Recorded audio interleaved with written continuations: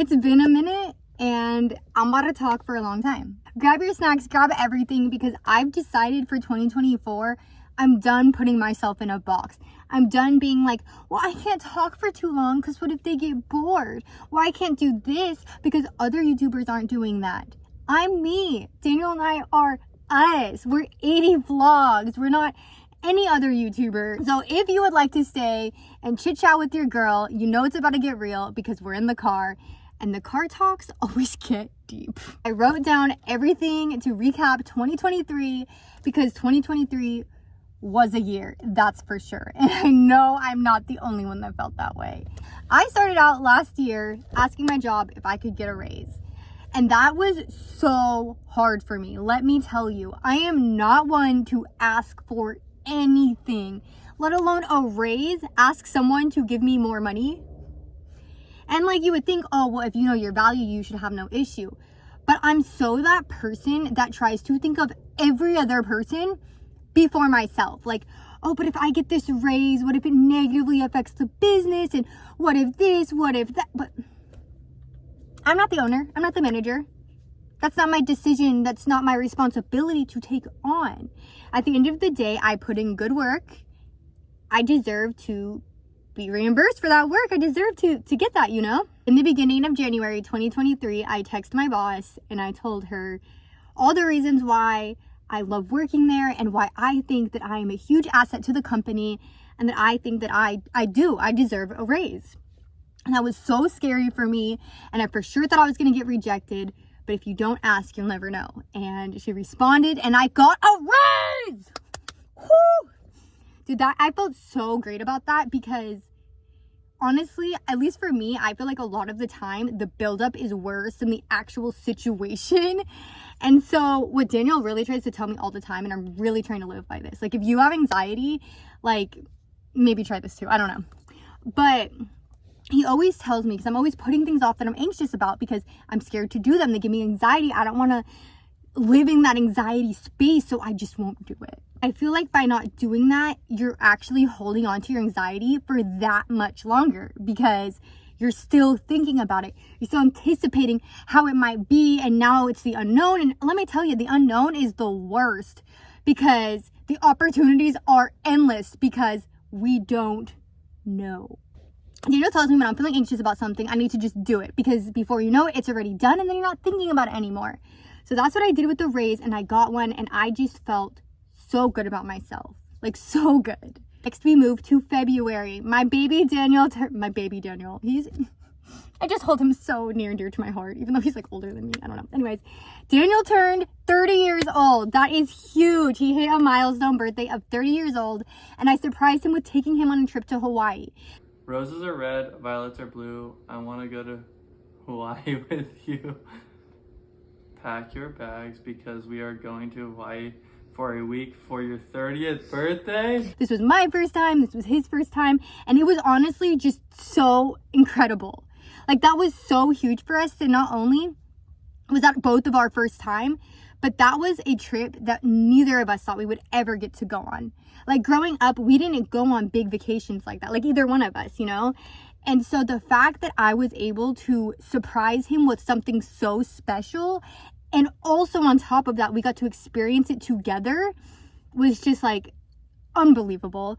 And the fact that I got to take him to Hawaii for 8 days, I think like the longest vacation that Daniel and I have ever went on was like 3 days. Like, we are masters. I like getting everything done in like 2 days tops. And because of that, 8 days felt like so much time. Like, we saw so many things. Even the first day we got there, we had all these things planned. If you haven't, check out our Hawaii vlogs. We took you there with us. And after like the first 3 or 4 days, we like looked at each other and we're like, we love this, but like, what do we do? Like, when we don't got money like that, you can't go on long vacations. And so we just felt so grateful that we got to do that. And it was just so amazing. And we got to see a sea turtle on Daniel's birthday. So held seahorses and saw like volcanoes and saw a rainbow. And it was just such a beautiful experience. And like, that's our favorite thing, is like, we don't really drink or do anything like that, but like building memories and creating experiences is just so amazing because those are things you can hold on to forever. And I think that's why we love to do YouTube so much, is because then we can look back on times that we remember, but then when you watch them, you're like, oh my gosh, but I didn't remember this, or I didn't remember that. And it's just so fun, and I just love it so much. So yes, in February, we did go to Hawaii. Oh, and we went in a submarine. What the heck? We went 105 feet underwater in a submarine. That was an experience. After that, shortly after that, we heard about that submarine accident, which was not the same submarine that we went in, but it was like, it was a crazy feeling because we had just went in a submarine and this people just passed away in a submarine. Don't know if I'd do it again, but it was awesome. The very next day that we got back from Hawaii, I had to testify against the man that robbed me. If you're new here, I've been robbed 3 times, and I actually got subpoenaed to testify against one of the men that had robbed me back in 2021. If you're not familiar with that story, I can also link that video. But anyways, so I got subpoenaed to testify against him. If you're not familiar with what subpoenaed means, basically I was required by court to show up and testify against this man. If I did not, they said that there would be a warrant out for my arrest because, again, I was required to testify. It was pretty awful timing because I had just went on this amazing, relaxing, fun experience of a vacation, and the very next day I had to go and testify against a man that has created so much trauma and fear and contributed to my PTSD. I did not want to be in the same room with him. Mind you, this is 2 years after I had been robbed.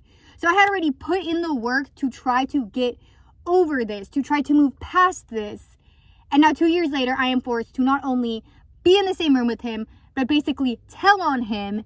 And I tried to get out of that.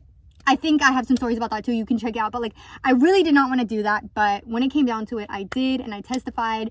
And my grandma was there, and my victim specialist or advocate was there, and it was so amazing. Daniel couldn't be there, unfortunately. And I testified against him. And I'm going to tell you right now, that was probably one of the scariest yet empowering things I have ever done in my entire life. Like, I was so terrified that, like, even when I testified and they asked me to say and spell my first and last name, I messed up on spelling my last name because, like, I was so scared because, like, I'm sitting right in front of, well, not right in front of, but basically right near in the same room as the guy that robbed me. And, like, snitches, like, after I testified, it was amazing. And it was crazy, like, when his defense attorney or whoever that guy was that was on his side, like, was like asking me questions and trying to knock me down. You could tell he was trying to get me tripped up, and I just was not allowing it. I will not let that happen. Not again. You know, I've been robbed 3 times and I'm sick and tired of getting taken advantage of. This was my time. This was my time to have a voice. And I freaking killed it. Just saying. After I left like testifying and I was driving home, I just like was playing my music and singing at the top of my lungs. And I almost felt free. I almost felt free of all of this that I was carrying for so long. And even though he hadn't been sentenced yet, and even though all it was just telling my side of the story, 20 people testified against this man that day. 20 people, which goes to show something needed to happen, regardless to what it was. You know, and I just felt like for once I was given the opportunity to tell my truth. And so it's like for so long I was looking at it as like, why me? Why do I have to be faced with this? But it was the world giving me an opportunity to have a voice, because for so long I felt silenced. That was pretty cool. That happened in February. I believe that was around February 27th. And then in June, he got sentenced. He is in custody, so he will be coming in a jail jumpsuit. And then depending on the sentencing, he will then be taken off to prison. And with that being said, I was given the opportunity to write, I think it was called a victim statement or something along those lines. I don't remember the exact terminology, but basically writing how this situation has impacted my life. And I know the judge got to read it. I know the defendant got to read it, and I'm not sure who else got to read it. But I sat there and I wrote everything that I felt like I never got to say. Because when I was testifying, they ask you questions, but they don't want you to go off. You need to answer the questions that they're asking, and that is it. And so in this letter, I got to really open up about everything and how it impacts me on a daily basis and how I felt in that moment and how I feel now and how I think the situation should be handled. And I wrote that letter to that man. Like, I understand that multiple people were reading it, but I wrote it to the man that robbed me so he could feel it, because you know what? I feel it every single day. And I don't deserve that. Nobody deserves that. I mean, if you see the way that the world is going right now, at least in the Bay Area, you know, too many people are being affected. And at the times that I was getting robbed, it wasn't that common. And unfortunately, it is becoming common. And it's absolutely heartbreaking. Anytime I get on Instagram or anything, I don't even watch the news, but even just getting on Instagram, you see all the horrible things that are happening, and it makes me sick. I completely got off track. You know, and I wrote it to him because, like, what I mean in that is I stated his name in that letter, so when he read it, he knew that I was speaking to him. And I don't know, it just, a piece of me felt scared. What if he gets out and he comes for me? What if I'm the only one that wrote a letter? What if this, what if that? But you know what? You can't always think like that. You can't always think, well, what is everyone else doing? Well, everyone else is not you. You know, I think that's the common theme of everything that I'm coming to the realization is nobody is you. And you know what? That's why you are so incredibly special, because you are your own person and no one has your mind. So I did it, and I think it's what I needed for myself. Maybe nobody else needed to do that, but I did. I needed to let it out. I needed to be truly heard. And to think this guy is going to be going to prison. And at this time, I did not know how long he would be going to prison. But I knew that he would have some time to think. And that's why this was the time that I needed to tell him exactly how I felt. And I need to let this judge know that this does deeply impact me. And to not just let him off with a slap on the wrist. That is not okay. Also, if you guys watch our videos, you know that once he did get sentenced, I was very conflicted, because I do believe that I know for a fact that he's committed crimes, multiple crimes. But at the end of the day, like, he does need to pay for what he did. You know, he did something wrong, and we can't just allow that behavior. But at the end of the day, that is a human being. And I was really conflicted, because it's like, he did make those choices, but I just feel like no one deserves to just, that's a human life. I don't know. And a couple people I've talked to about this, like, no, he deserves to be in prison, this and this. But it's just like, at the end of the day, like, that's someone's son. That's, I don't know. But he ended up getting, I believe, 8 years and 4 months. And that's crazy. But he did. And I believe that he's serving his time now. I mean, that was back in June of 2023. And now we're January 2024. So yeah. Moving on to something a little more positive and lighthearted. We hit 1K last year on YouTube. We just hit 1,000 subscribers. And this has been a long time coming. It really has, in like a couple of years. A couple of years, yeah. That was our goal for so long. We have been doing YouTube for years, and we finally hit 1K. Oh my gosh. That is so exciting, and it's so special to us that, I mean, right now, I think we almost have 5,000 subscribers, and we just hit 1K in November, and it's January. Like, that is crazy to me. Daniel and I talk about that all the time. Like, that many people want to support us. It truly warms our hearts. So thank you so much for all of you loyal 80 fam members. Like, I know we get some hate comments and whatever, but I know there's more good than bad, and I just want to say directly from me, thank you. I love each and every one of you that supports us. It truly means the world to us. But yes, we hit 1K on YouTube, and that was a huge milestone. And I am so proud of us, because YouTube's our baby. I mean, we've been doing YouTube for so long, and I know there have been multiple times that we fell off and we weren't consistent. But at the end of the day, when we find our way back, we realize how much we love it, and we don't understand what happened. Like, why did we fall off? You know, and at times we fall off because life is hard. And I'm going to kind of get into that a little later in the video of to why this is the first video going up in 2024 when we are like 3 weeks deep into 2024.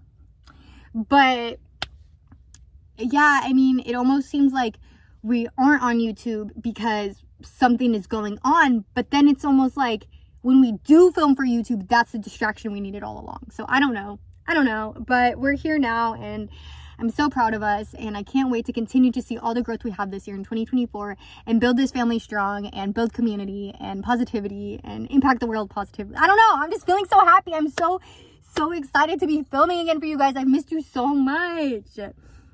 Next on my list, I got back into therapy. I was going to therapy for my PTSD for a minute, and I fell off because I think we talked about this in one of our podcasts, but I was going to therapy and a lady like got in my head and was saying like, well, what if your clients bring a knife, or what if this? And she was giving me all these hypotheticals, and like, I don't need that. I'm already mentally traumatized. I don't need you adding. But I also realized, even though my PTSD really does affect me and my everyday life, what I truly needed to work on was my childhood trauma, because it's manifesting differently now that I'm getting older. Now that I'm 27 years old, I'm viewing things differently. And last year, you know, being 26, I mean, I turned 27 last year. I'll be 28 this year. But being 26, like, I don't know, like, I started viewing things differently. And I don't know if it's because I'm getting older, so kids are appearing more like kids to me now, you know, compared to when I was younger. We were all around the same age. And life was getting really hard. I was trapped in my head all the time. I was constantly depressed. I was constantly sad. I was constantly getting triggered off of everything. Daniel would do something and it would bring me back to my childhood, and I would get triggered. We would get in fights. Like, if I'm being completely honest with y'all, we would fight because I would get triggered so easily. And at some point, even though your partner is supportive, you can't make your problems their problems. You know what I mean? And how I know that it's separate than Daniel and I problems versus problems that I'm dealing with internally that are coming out externally is because if I never had that childhood trauma, if I never went through the experiences that I went through, the things that he was saying would have not bothered me. The things that he was doing was not really that bad. You know what I mean? But because it brought me back to a place that did not make me happy, a place where I felt like I had no control and I had no say, you know, it's almost like the little girl in me trying to fight to have a voice, even though I'm grown now.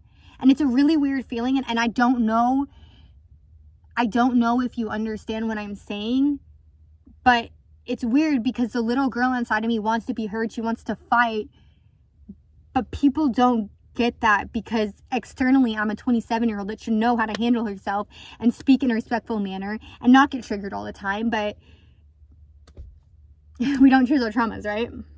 But Daniel convinced me or talked to me about trying therapy again, going about it in a different approach, and actually just focusing on what I was struggling with, which was my childhood trauma.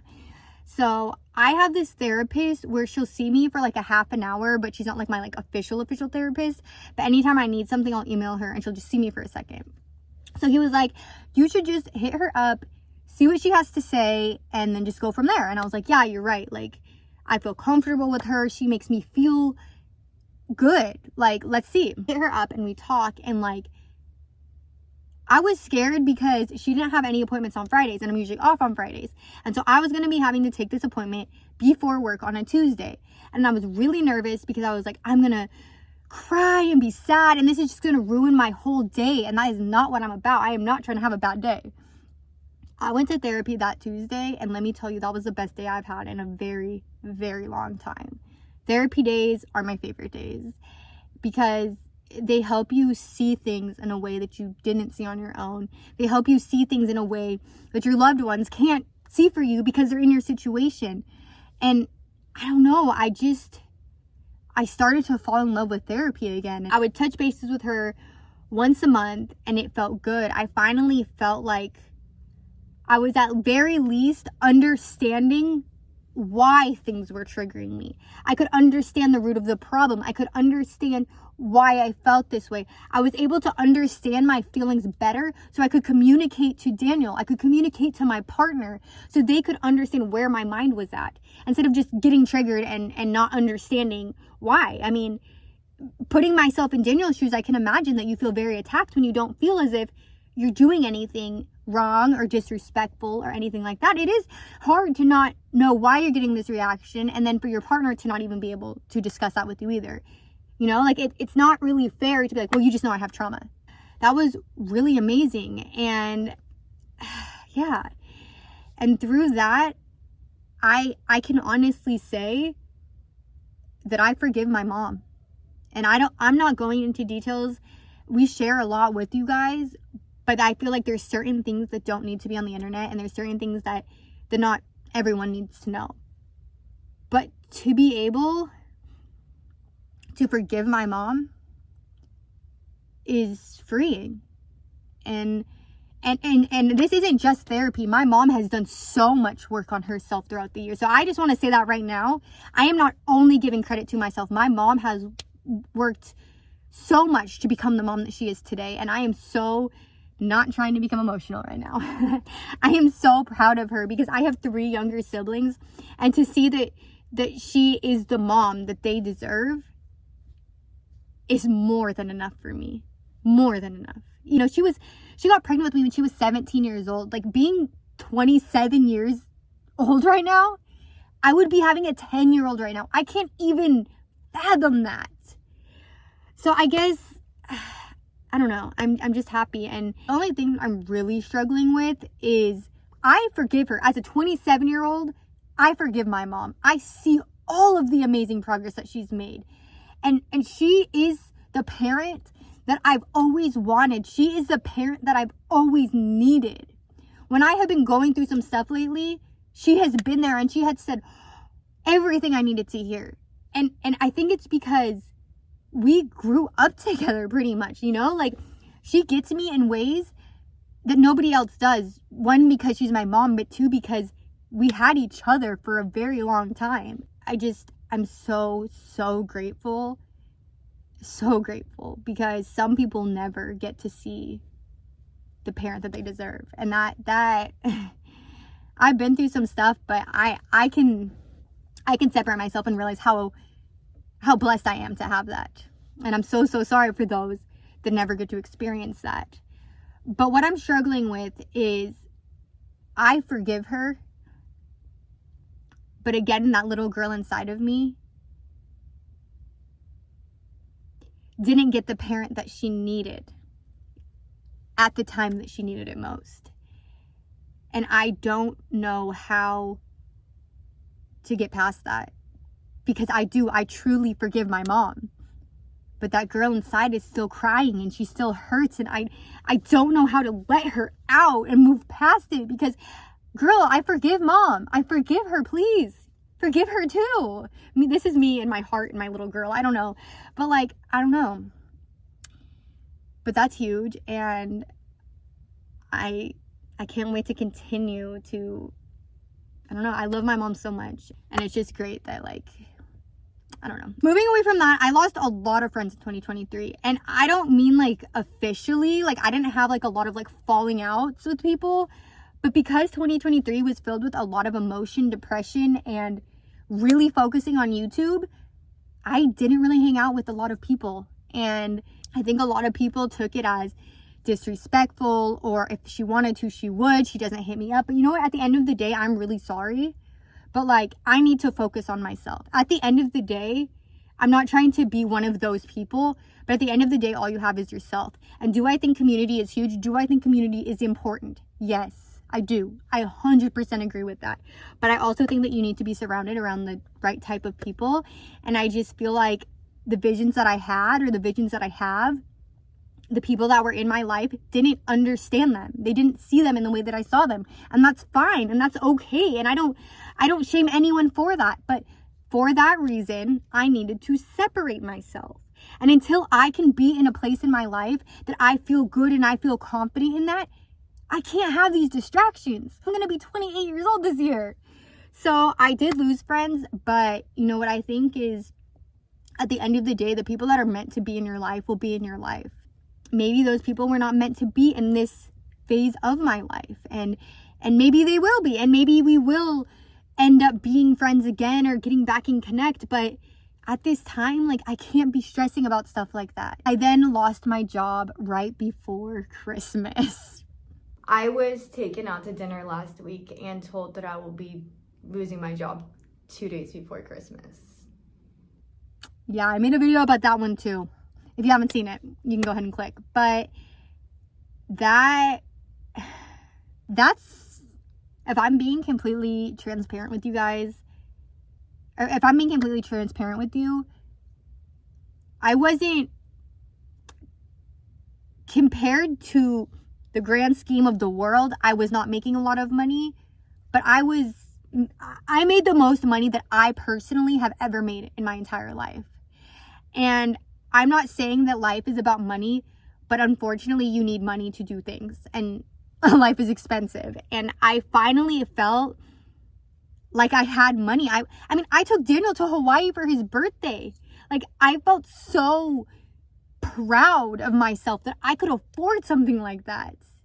I was so proud. I was able to help my family, and there were so many things that I could do that I felt so accomplished and proud. And for once in my life, I wasn't stressed about money. That was one thing that I was not stressed about. I was paying my rent months in advance. Like, I felt so good. And then it was just all taken away. It was just all just ripped away from me. And with no warning at all. I don't know what's worse, getting an opportunity ripped away from you without warning, or the fact that my whole livelihood got taken away, the fact that it was before Christmas, the fact that like the whole situation is just messed up. It's been really, really hard. Mentally, it's been really, really hard. But I knew that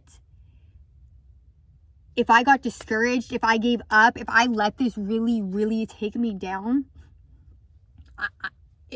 we were going to be in a worse situation. And so I decided, you know what? I told myself, after I'm done with this job, I'm going to be a business owner. Now, I thought that I was going to go on my own time, make my plans, and then make a comfortable transition. And as we know, that's not what happened. I just got let go and was forced into it. But because I told myself that I will be a business owner and I will not work for anyone else after this job, I could not let myself down. I couldn't. And so I talked to Daniel, and he said, this is your time. Like, this is your time to shine. And he got a job. You know, if you guys have been following us for a while, you know that Daniel started his own business last year, which I am so proud of him for. But he told me, I know that you can be successful at this. You've worked so hard to build up your clientele. You have worked so hard on perfecting your craft. Like, you need to do this. I know you can be successful in this. And to have a partner be that supportive to you, to have a partner to give up their dreams, to have a partner give up their own business and get a job, or whatever, he had a job, but you know what I'm saying, to make sure that I could follow my dreams. What? That's crazy. I would be crazy to not follow my dreams at that point. So I started my own business. I was talking with everyone involved, and we think we're gonna go with that first salon. I'm gonna be a business owner, dude. I did it at the end of 2023. I started my own business, and I started taking clients on December 27th. And it's been a journey. And if you want, I can follow up with you guys about how that's been going, because now it's like December. What am I talking about? I think it's like January 20th right now. I'm not exactly sure what the date is. I have no concept of time. But I mean, it's been almost a month since I lost my job. So if you guys want me to make a follow-up video of how that's been going with my clients and any advice I have to new business owners, I would love to make that for you guys. Knowing myself, I knew that if I let myself feel how crazy it was, that I was literally getting my entire livelihood ripped away from me right before Christmas, like I would have lost it. I would have shut down and I would have given up. So I didn't allow myself to feel that. And as much as I think it helped me be proactive and find a place and start my business, I think on the flip side of things, it's actually been a little bit counterproductive, because I have been really, really, really struggling with anxiety lately, and that's played a pretty big role into why we are just now filming for YouTube, because Daniel and I have this thing where, like, if we're not good, we're not gonna film. And, like, I know that earlier in the video I said, oh, but once we film, we feel good. But, like, it was to a point where, like, this is my first day that I actually feel good. I actually feel myself. I went and got coffee with a friend this morning. I don't do that. But I need to start doing things. Because you can't sit inside your sadness. All you're going to do is get more sad and get more anxiety. So it was like getting to a point where, like, I've been very open with you guys, and I filmed very vulnerable topics with you guys. I've even cried on camera before. But I got to a place recently mentally that I was so low. Like, the thought of taking out a camera, absolutely not. Absolutely not. That did not sound desirable to me. I reached a point in my mind where I didn't want to tell anyone. I didn't want to talk to anyone. I just felt so bad. And I was constantly on the verge of anxiety attacks, to the point that every day for about a week, I had an anxiety attack. And I'm talking like full blown, like dizzy, passing out, sweating, throwing up, like bad. I know one week actually, I had 2 anxiety attacks in one day. And the second one of that day was the worst anxiety attack I've ever had in my entire life. Like, it was awful. And it happened at Daniel's mom's house. Thankfully, it was at least somewhere I was familiar with. You know, I used to even live there. I used to live at Daniel's mom's house. But they were making dinner together. And I was sitting at the dining room table. And I started to feel a little dizzy. I'm very familiar with my anxiety attacks. And so I was like, you know what? I'm just thinking in my head. I'm like, you know what? I'm going to lay my head on the table for a second. And it'll just pass. And it was not passing. And so I was like, okay, I'm just going to go lay on Daniel's old bed and just kind of just try to like regain my vision. As I'm walking into the bedroom, I'm getting like black vision. Like, I can't see anything. I'm sweating. I'm getting dizzy. And with that being said, now I'm getting even more anxious because I can't see anything. But thankfully, you know, I lived at Daniel's mom's house. I'm very familiar with the light switches, all of that. So I'm able to like find my way around, go lay on the bed. I didn't communicate with them what was going on because I was just trying to handle it, and it was like a lot. But then once they finally realize that I'm gone, they come and find me and they take care of me. But now I'm starting to not feel good. It was really bad. It was really bad, and it was not passing, and it was affecting me in ways that it usually doesn't. Yeah, it was bad. And I think because it's been happening so often, it's making me on edge even more that what if it happens again? And so I'm having anxiety about having an anxiety attack, which is just, it's a whole domino effect. That's been kind of rough, and 2024 is supposed to be an amazing year, and I just keep trying to tell myself that even though things are really, really, really hard right now, and even though it feels like it's gonna be like this forever and that there's no light at the end of the tunnel, like, you have to go through hard times to appreciate the good times. And so all we can do is take things day by day, and I hope that at the end of 2024 I'm gonna be that much further. Like, I can't wait to tell you guys how successful my business is and all of this, because it will be, right? It will be. It has to be. How are you guys doing? Like, how are you doing? Like, is 2024 treating you good? Did you write down your goals? Every year, Daniel and I write down our individual goals, and then we write down our couple goals. And this year, my goals were a lot different than last year's. Now, I don't necessarily believe in sharing goals, because I do believe that it's important to succeed in silence. And then once you're successful, you'll have something to show for it. And I feel like when you share your goals, people try to get in your head. And I'm just not with that. But I will say that last year, my goals were very like, okay, for example, last year, one of my goals was to marry my best friend. That did not happen, and that's okay, because at the end of the day, still with the love of my life. Marriage will be exciting one day, but you know what? I don't feel like I'm lacking anything by not marrying my best friend, because I get to live and create life with him every single day. This year, one of my goals was to genuinely fall in love with myself. And I feel like by genuinely falling in love with myself, by genuinely loving the person that I am, all of those things that were on my goals list from last year will come naturally, right? And that's what I mean by my goals are a little different than last year, because I don't really know, but they're different. So hopefully you see that. Guys, comment down below what your 2024 goals are. Let me know what you have been doing, what you plan to do this year, and if you're excited for 2024, comment down below. If you're ready to take on this year and be the most successful you've ever been, comment down below, like this video, share this video to inspire other people, because guess what? Just because we're struggling does not mean that we're failing. We're not. We only fail when we don't try at all, or if we give up, and we're not going to give up. So until next time, 80 fam, I feel like I have talked for so long. I'm actually getting kind of hot and sweaty, if you haven't noticed. Looking like a little glazed donut. So I think I'm going to get out of the car and go inside. But until next time, 80 fam, I love you so much. Bye.